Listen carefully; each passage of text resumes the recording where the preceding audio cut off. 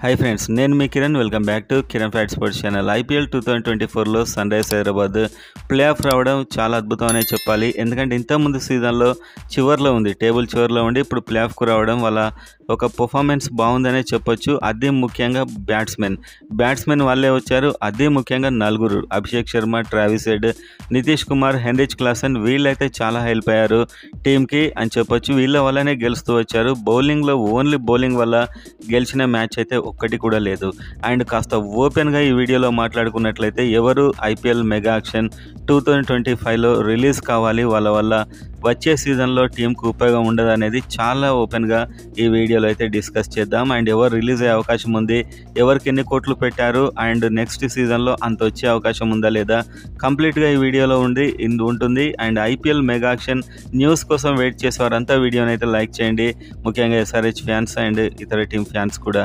And subscribe చేసుకోండి IPL and SRH update కోసం.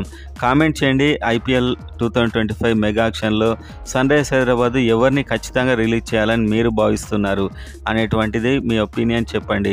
So వీడియోలోకి వెళ్ళినట్లయితే మనం టాప్ టు బాటమ్ వద్దాం. అంటే ఎక్కువ ధర నుంచి తక్కువ ధరకు ఎవరు అసలు టీంకు ఉపయోగం కాదో నేనైతే నా ఒపీనియన్ డైరెక్ట్ చెప్పబోతున్నాను. ఒకటి, ప్యాట్ కమిన్స్ 20,50,00,000. సో ఈ సిరీస్లో ఇతడు కెప్టెన్గా సక్సెస్ అయ్యాడనే చెప్పొచ్చు. ప్లే ఆఫ్ తీసుకెళ్లాడంటే కెప్టెన్గా సక్సెస్ఫుల్. 20,50,00,000 అయితే ఇతనికి పెట్టారు. అండ్ బ్యాటింగ్, బౌలింగ్ రెండిట్లో కూడా తన అవసరం ఉన్నప్పుడు రాణిస్తున్నాడు. ఒక లీడర్గా సక్సెస్ అయ్యాడు. ముఖ్యంగా 20,50,00,000కి అన్యాయం చేశాడని ఎవరు కూడా అనలేరు. ఎందుకంటే ఒక ప్లే ఆఫ్కు తీసుకొచ్చాడు, మంచి పోరాటం అందించాడని చెప్పొచ్చు. అండ్ ప్రత్యర్థి టీంలో బ్యాటింగ్ బలంగా చేసినప్పుడు కూడా అదే స్ట్రెంగ్త్ అండ్ అదే కామ్గా ఉన్నాడు. సో మొత్తానికైతే ప్యాట్ కమిన్స్ 20 కోట్లకు డిజర్వ్డ్ అని నేను అనుకుంటున్నాను. ఇతన్ని కంటిన్యూ చేసినా కూడా తప్పు లేదని నేనైతే భావిస్తున్నాను.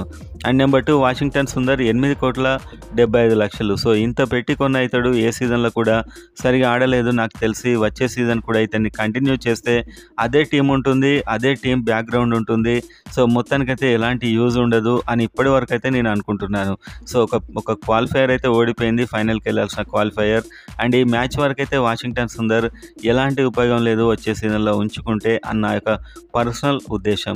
మీరు కూడా చూడొచ్చు, ఏ సీజన్లో కూడా ఎప్పుడు కూడా వాషింగ్టన్ సుందర్ అక్కడ గెలిపించాడు, ఈడ 6లు కొట్టాడు అన్న విధానం అయితే ఎక్కడ కనిపించదు. సో వాషింగ్టన్ సుందర్ ఉన్నా కూడా వృధానే టీంకు అన్న పర్సనల్ ఒపీనియన్.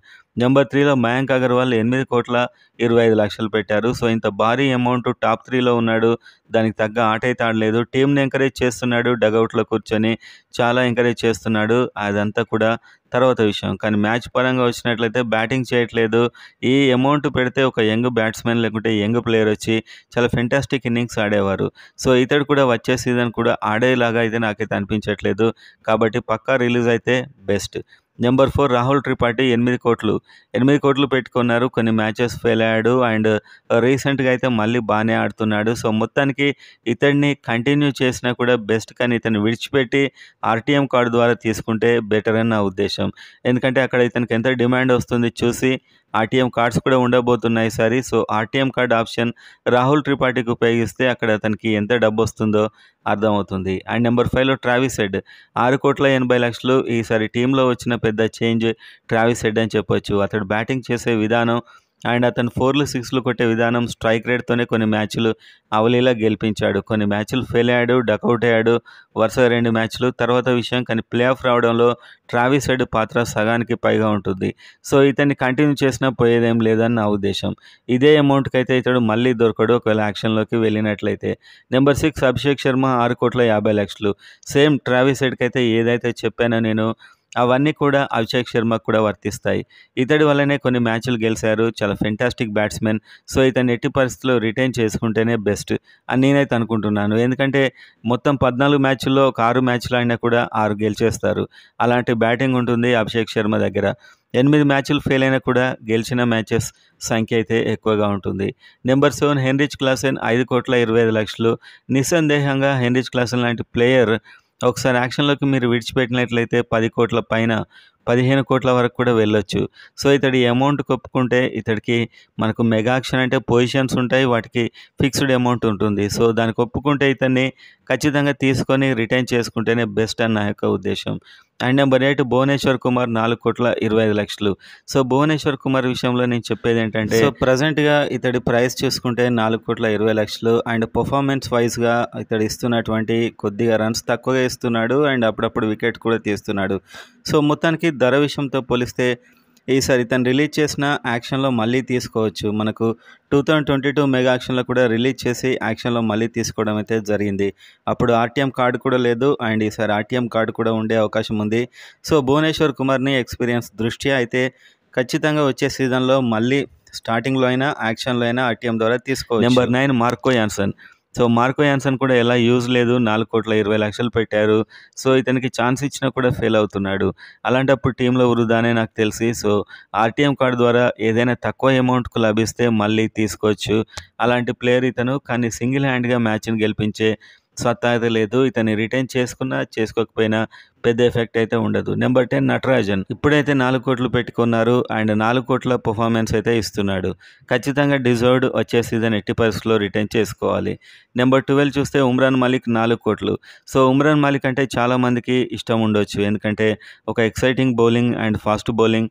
కానీ ఇతని బౌలింగ్లో లెంత్ లేదు. ఇన్ని రోజులైనా కూడా స్లో బాల్ని డెవలప్ చేసుకోకపోవడం చాలా ఆశ్చర్యం. బౌలింగ్ ఎంత ఫాస్ట్గా వేస్తాడో ప్రత్యర్థులు కూడా అంతే ఫాస్ట్గా రన్స్ కొడతారు. సో ఇతన్ని టీంలో కూడా తీసుకోవట్లేదు. ఇప్పుడు ఇతన్ని కంటిన్యూ చేయడం వృధా అని నాకైతే అనిపిస్తుంది. కోచింగ్ డిపార్ట్మెంట్ మిస్టేకా లేకుంటే ఏంటో తెలియదు. కానీ ఇతని బౌలింగ్లో ఒక స్లో బాల్ అనే ఆప్షన్ అది వచ్చినట్లయితే ఇతడు చాలా ఫెంటాస్టిక్ బౌలర్ అవుతాడు. కానీ ఇప్పటివరకు అయితే అలాంటి సిమ్టమ్స్ ఏం కనిపించట్లేదు. సో ఆ స్లో బాల్ డెవలప్ చేసుకునే కెపాసిటీ లేనప్పుడు టీంలో ఉండి కూడా వృధానే. And next player number 13 Aiden Markram. 2,65,00,000 చాలా తక్కువ మొత్తం. సో ఇతన్ని మెగా యాక్షన్లో ఎలా రిటైన్ చేసుకోలేరు. ఎందుకంటే ఇక్కడ ఒక 6 పొజిషన్లు ఉంటాయి, వాళ్ళకు భారీగా ఇవ్వాల్సి వస్తుంది. కాబట్టి ఇతడు ఎలాగూ రిలీజ్ అవుతాడు ఈసారి. ఇతన్ని మెగా యాక్షన్లో ఇతను తీసుకునే ఛాన్స్ ఉంది. ఆర్టీఎం కార్డు వాడుకోవచ్చు.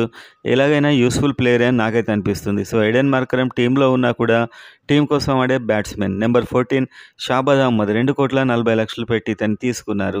సో టోర్నమెంట్ ప్రారంభంలో బాగానే ఆడాడు కొన్ని మ్యాచ్లు. కానీ ఎప్పుడైతే క్వాలిటీ బౌలర్స్ మిచెల్ స్టార్క్ లాంటి బౌలర్ అండ్ హర్షిత్ రాణా లాంటి బౌలర్స్ వీళ్ళు వేసినప్పుడు మాత్రం ఆడలేకపోతున్నాడు. అటు బౌలింగ్ చూద్దామా, బౌలింగ్లో కూడా చాలా విచ్చలవిడిగా బాదుతున్నారు. సో మొత్తానికైతే ఇతన్ని రిలీజ్ చేసిన పెద్ద ఎఫెక్ట్ అయితే పడబోదు. బౌలింగ్లో డెడ్లీ లేడు అండ్ బ్యాటింగ్లో డెడ్లీ లేడు. అండ్ నెంబర్ 14 చూస్తే నెంబర్ 15 జైదేవ్ ఉనాడ్కట్. 1,60,00,000. సో జైదేవ్ ఉనాడ్కట్లో మంచి వేరియేషన్స్ ఉన్నాయి. స్లో బాల్ వేస్తున్నాడు, ఫాస్ట్ బాల్ వేస్తున్నాడు. సో ఇతన్ని ఏదో విధంగా యాక్షన్లో అయినా లేకుంటే ఫస్టే రిటైన్ చేసుకున్నా కూడా బాగానే ఉంటుంది. ఇతనికంటే మంచి ప్లేయర్ మళ్ళీ దొరకడం కష్టమే. నెంబర్ 16 గ్లెన్ ఫిలిప్స్ని అయితే గత కొన్ని సీజన్స్గా ఎస్ఆర్ఎస్ తన వద్దే పెట్టుకుంటుంది. 1.5 కోట్లు. ఇతన్ని యాక్షన్లోకి వదిలిపెట్టిన వేరే టీమ్స్ కనీసం 5 కోట్లు ఇచ్చి కొంటారు. అండ్ అదేవిధంగా ప్రతి మ్యాచ్లో ఛాన్స్ ఇస్తారు. ఓపెనర్గా వస్తాడు, middle order and of spin వేస్తాడు, ఫీల్డింగ్ చేస్తాడు, వికెట్ కీపర్. సో ఇంతటి బ్యాట్స్మెన్ అండ్ బౌలర్ అండ్ అన్ని విధాలా ఉన్న ప్లేయర్ని మాత్రం వృధా చేసింది ఎస్ఆర్హెచ్ అని చెప్పొచ్చు. అండ్ అటువైపు కొందరు డకౌట్ అవుతున్నా కూడా కంటిన్యూ చేస్తూనే వస్తున్నారు చాలామందిని. సో గ్లెన్ ఫిలిప్కి అయితే ఒక ఛాన్స్ ఇవ్వడానికి ఎంతో ఆలోచించి ఇస్తున్నారు. ఇంతకుముందు బ్రియాన్ లారా అలానే చేశాడు. ఇప్పుడు డానియల్ వెటోరీ కూడా అలానే చేస్తున్నాడు. ఈ సీజన్లో కూడా ఇతడికి ఛాన్స్ ఇవ్వడం కష్టమే. ఇస్తే ఆర్సీబీతో మ్యాచ్లో విజయకాంత్ ప్లేస్లో ఇచ్చే అవకాశాలు ఉన్నట్టు టాక్. అండ్ ఇతనైతే 1.5 crore ఇతను రిటైన్ చేసుకుంటేనే బాగుంటుంది. లేకపోతే ఆర్టీఎం కార్డు ద్వారా తీసుకున్నా మంచిదే. అండ్ నెక్స్ట్ నెంబర్ 17 చూసినట్లు మయాంక్ మార్కండే. 50,00,000 పెట్టి తీసుకున్నారు. కానీ ఇతడు ఎక్కువ డబ్బు పెట్టలేదు ఇతనికి. కానీ పర్ఫార్మెన్స్ కూడా అంతలా లేదు. 50,00,000 వరకు అయితే పర్ఫార్మెన్స్ ఇచ్చాడనే చెప్పొచ్చు ఫ్రాంక్గా అయితే.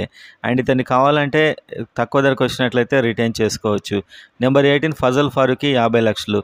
సో ఇతని గురించి చెప్పేదేం లేదు. ఇతనికి ఎప్పుడు ఛాన్స్ ఇవ్వలేదు, ఇతడు ఎప్పుడు ఆడలేదు. కాబట్టి ఇతడి మీద కూడా ఎవరికి సరైన ఒపీనియన్ లేదు. సేమ్ ఉపేందర్ యాదవ్ నెంబర్ 19లో ఉన్నాడు. ఇతనికైతే 25,00,000. ఇతనికి కూడా ఒక ఛాన్స్ ఇవ్వలేదు. అండ్ నెంబర్ 20 నితీష్ కుమార్ రెడ్డి 20,00,000 పెట్టి తీసుకున్నారు. చాలా తక్కువ అమౌంట్ ఇది. చాలా బాగా రాణించాడు. ఇతన్ని రిటైన్ చేసుకోవచ్చు. ఫస్ట్ 6 స్లాట్స్లోనే రిటైన్ చేసుకుంటే బెస్ట్ అని నాకైతే అనిపిస్తుంది. నెంబర్ 21 ఆకాష్ సింగ్. ఇతనికి 20,00,000. కానీ ఇతన్ని కూడా ఒకసారి కూడా మ్యాచ్లో ఛాన్స్ ఇవ్వలేదు. నెంబర్ 22 శాన్వీర్ సింగ్ 20,00,000. సో ఇతడు చాలా అదృష్టవంతుడని చెప్పాలి. ఎలాంటి బ్యాటింగ్ ఎలాంటి బౌలింగ్ లేకున్నా కొన్ని మ్యాచ్లో ఛాన్స్ అయితే ఇచ్చారు, ప్రూవ్ చేసుకోలేకపోయాడు. And next number 23 Anmolpreet Singh 20. So ఇతడు వరుస పెట్టి అవుట్ అవుతూ వెళ్ళిపోయాడు. ఇతడికి ఛాన్స్లు అయితే ఇచ్చారు, ఇతడు రిలీజ్ పక్కా అవుతాడు. అండ్ నెంబర్ 24 జాతవేద్ 20 లక్షలు, ఒక మిస్టీ స్పిన్నర్, మంచి ప్లేయర్ అని టాక్ ఉంది. కానీ ఇతనికి ఒక్కసారి కూడా వీళ్ళు ఛాన్స్ ఇవ్వలేదు. అది చాలా ఆశ్చర్యకరం అని చెప్పొచ్చు. సో విజయకాంత్ ప్లేస్లో ఇతనికి ఛాన్స్ ఇచ్చి గ్లెన్ ఫిలిప్ను విదేశీ ప్లేయర్గా తీసుకుంటే బాగుండేది. విదేశీ ప్లేయర్స్ నలుగురే ఆడాలి కాబట్టి చాలా అడ్వాంటేజ్ ఉండేది ఇతనికి ఒక ఛాన్స్ ఇచ్చినా కూడా.